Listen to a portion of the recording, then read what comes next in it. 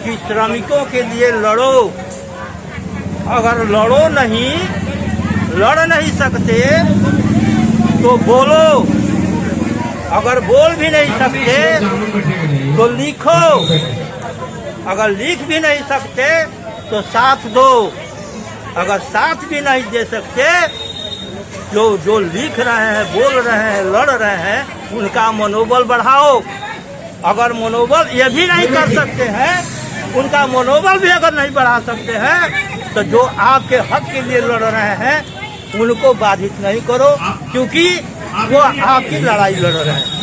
इस पर ध्यान देना होगा, इस पर हम लोग को सोचना होगा, विचार करना होगा। श्रमिकों उठो, जागो, संघर्ष करो। संघर्ष जितना ही तेज होगा उतना ही जीत आपकी आसानी से होगी। वो समय आ गया है जब हम लोगों को, तमाम ट्रेड यूनियनों को एक ज्वाइंट फ्रंट बना करके ये सरकार के मजदूर विरोधी नीतियों के खिलाफ संघर्ष को तेज करना होगा। और ये 4 मजदूर विरोधी जो कानून है, इसको हम लोग लड़ करके इसको वापस कराने के लिए हम लोग आगे बढ़े। जब इसको मजदूर विरोधी, देश विरोधी, राष्ट्र विरोधी कोई फैसला लेना होता है, उतना बार ये जय श्री राम का नाम लेता है। जय श्री राम के बहाने यह जो है तो मजदूर विरोधी फैसले लेता है, देश विरोधी फैसले लेता है, क्योंकि श्री राम के नाम पर लोगों की भावनाओं को ब्लैकमेल किया जा सके। इसी भावनाओं के तहत उसने मनरेगा का नाम बदल करके और विकसित भारत जी राम जी योजना बनाया है। ये नरेंद्र मोदी के नेतृत्व में आरएसएस पोषित जो ये भाजपा की सरकार है, आप गौर कीजिएगा कि हमारे तमाम ईमानदार स्वतंत्रता सेनानियों से इसको घिरना है, क्योंकि ये स्वतंत्रता में अंग्रेजों का साथ दिया था। ये अंग्रेजी हुकूमत के खिलाफ नहीं था। ये हमारे महात्मा गांधी जिन्होंने स्वतंत्रता की लड़ाई में अपना योगदान दिया, उससे इसको घिरना है। उसके नाम को मनरेगा से हटाना चाहता था, जिसके चलते ये जैसे तैसे शब्दों का चयन करके, जैसे तैसे शब्दों का चयन करके और उसने ये मनरेगा का नाम हटा करके, जिससे महात्मा गांधी का नाम उससे हट जाए, ये साजिश बड़ी साजिश है। और उसने विकसित भारत गारंटी फॉर रोजगार एंड आजीविका मिशन ग्रामीण, अब देखिए शब्दों को देखिए कैसे मिलाया है कि गारंटी फॉर रोजगार। एक बात समझ में आती है, जब रोजगार आ गया तो फिर आजीविका की क्या जरूरत। इसको ये घट रहा था राम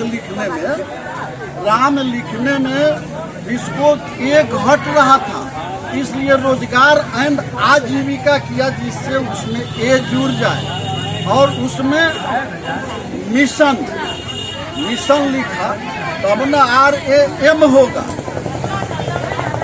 ध्यान से सोचिए इसको। तब उसने गारंटी फॉर रोजगार एंड आजीविका मिशन किया, जिससे यह श्री राम हो गया। तो रामे लिख के कैसे छोड़ देता, उनको आदर भी देना नहीं। तो ब्रैकेट में लिख दिया ग्रामीण, ये हो गया जी राम, है ना। गारंटी फॉर रोजगार एंड आजीविका मिशन, और तब ब्रैकेट में वो घट रहा था जी लगाने में, राम जी को रामे खाई, तो उसने ग्रामीण जोड़ के उसको जी लगा दिया।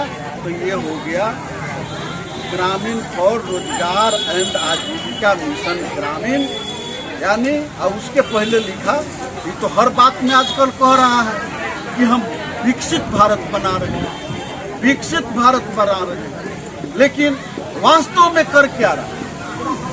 विकसित भारत बन कैसे सकता है। एक साधारण आदमी से पूछा जाए तो वो यह कहेगा कि जिस देश का नागरिक विकसित होगा तो वह देश विकसित हो। लेकिन ये नागरिक को क्या बनाते जा रहे हैं?